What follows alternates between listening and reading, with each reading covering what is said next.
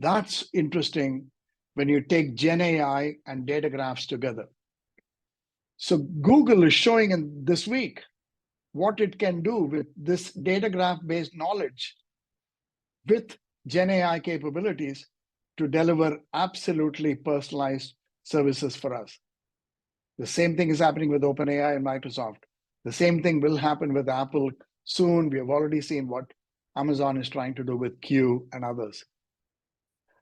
What is interesting is the same logic, the strategic logic that we laid out in the 2022 article before the GenAI came out, the strategic logic is still valid for every company. And the question is, what do you uniquely know about your customers? And how do you leverage it to win at the moment of truth? In other words, every company has got to ask, what's your signature data graph? Your ability to learn across customers based on real-time product in-use data. So far, all of the data are about data graphs and individuals. So after we got the Harvard Business Review article, we were giving a lot of seminars and workshops, and everyone said, oh, this is great, but this is about data graphs and individuals. But we are in the machine tools industry, or we are in the automotive industry, or we are in the agriculture industry. So we're not quite touching the end customers.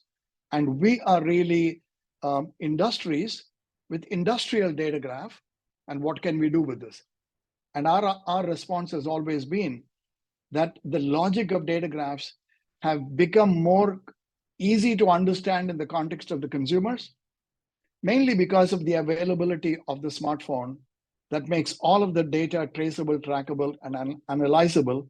And one device on 5 billion people, availability on 5 billion people, allowed the consumer data graph to be created. The industrial data graph will happen on top of IoT, on top of sensors, on top of software, on top of cloud connectivity, on top of cellular capability, on top of satellite connectivity. All of that is going to make data graphs on industries become a pivotal point of disruption over the next 5 years.